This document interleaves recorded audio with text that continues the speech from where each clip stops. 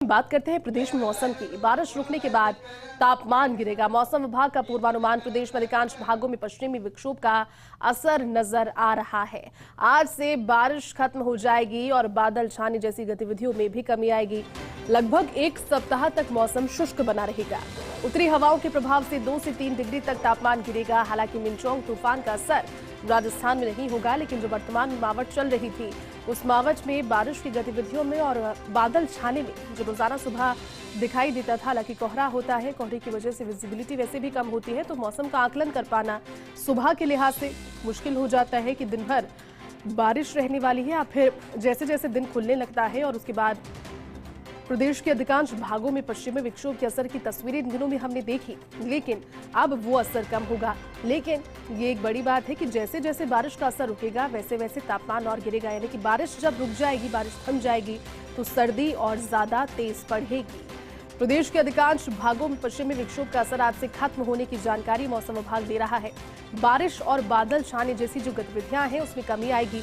लगभग एक सप्ताह का ये पूरा काल रहेगा, जब तक मौसम शुष्क रहेगा और उसके बाद में हो सकता है कि कोई नया जो वेस्टर्न डिस्टर्बेंस है वो एक्टिव हो और उसके बाद में हल्की मावठ फिर से हो। लेकिन किसानों के चेहरे खिले हुए हैं अपनी फसलों को लेकर के, वो संतोष में है, खुश है।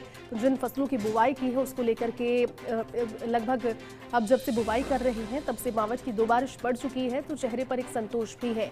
लेकिन उत्तरी हवाओं के प्रभाव से 2 से 3 डिग्री तक तापमान गिरने की संभावना।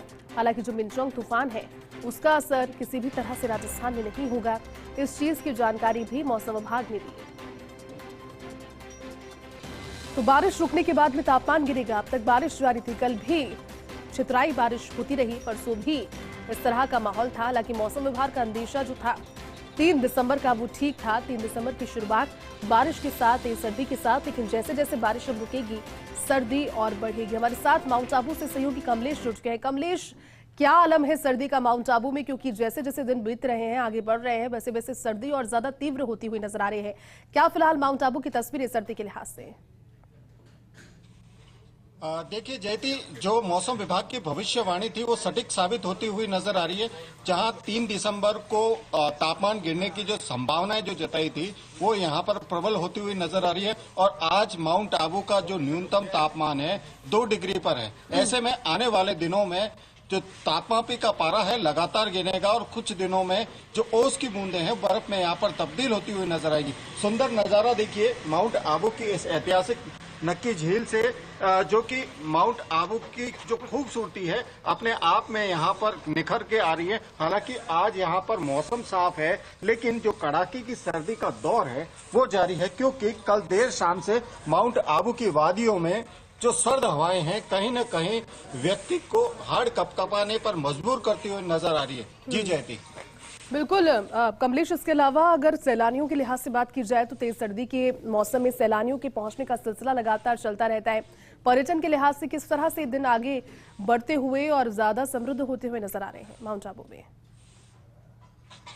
देखिए जयती, पर्यटन के लिहाज से माउंट आबू की सर्दी अपने आप में विशेष महत्व रखती है और इस सर्दी के सीजन में पर्यटक माउंट आबू का रुख करते हैं। हालांकि वीकेंड पर 2 दिन ऐसे होते हैं, शनिवार रविवार या अन्य कोई छुट्टी हो, उस दिन माउंट आबू में जो पर्यटकों की भरमार देखने को मिलती है और सुबह के समय माउंट आबू की इस नक्की झील के किनारे कहे या तमाम जो पर्यटक स्थल है वहां पर सैलानी इस खूबसूरत मौसम का यहाँ पर लुत्फ उठाते हुए नजर आए। देखिए तस्वीरें कुछ दिखाना चाहूंगा कि यहाँ पर जो सैलानी है वो नक्की झील के किनारे पर सुबह पहुंचे हैं और सर्द मौसम का यहाँ पर आनंद ले रहे हैं। हालांकि उनके हाथ में चाय है और कहीं ना कहीं सर्दी से बचने का जो प्रयास है वो भी यहाँ पर किया। अगर हम बात करने की कोशिश करेंगे, भाई साहब कहाँ से आए आप लोग?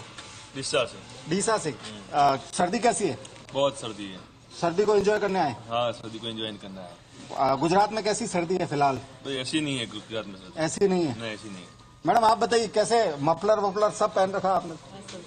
ठंडी के विषय बहुत ज्यादा है। देखिए ये जो तमाम जो सैलानी है कहीं न कहीं जयती कह सकते हैं कि जो माउंट आबू की जो खूबसूरती है और यहाँ की जो सर्दी है दोनों को एंजॉय करने के लिए यहाँ पर आ रहे हैं और आने वाले दिनों में जहाँ त्योहारों का सीजन भी है, नए साल का स्वागत भी होगा, उसको लेकर के भी तैयारियां यहाँ पर जोरों पर हैं और जो आने वाले दिन है वहाँ टेम्परेचर यहाँ माइनस में जाएगा और यहाँ की जो खूबसूरती है वो भी निखर कर आएगी। जी जयती।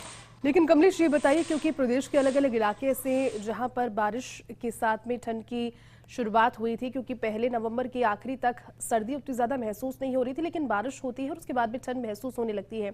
क्या माउंट आबू में भी मावठ का कोई असर, या फिर माउंट आबू की जो फितरत है वो खुद की एक अलग सर्द मिजाज की है? यहाँ पर सर्दी पड़ती है लेकिन मावठ का उसमें कोई ज्यादा बड़ा योगदान नहीं है। मावठ हो रही है क्या माउंट आबू में?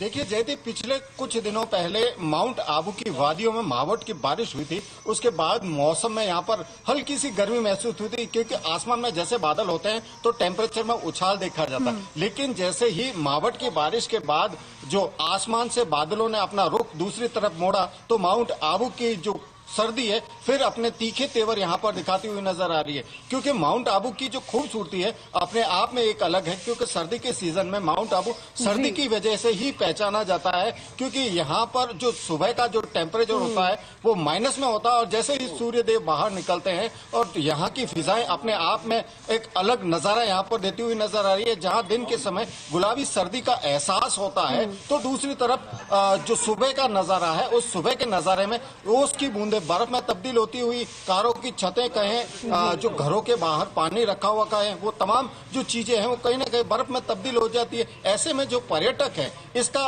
आनंद लेने के लिए माउंट आबू आते हैं। जी बिल्कुल कमलेश, आप ठीक कह रहे हैं, क्योंकि महीनों महीनों इस मौसम का इंतजार पर्यटक करते हैं। शुक्रिया कमलेश पूरी जानकारी के लिए हमारे साथ जुड़ने के लिए।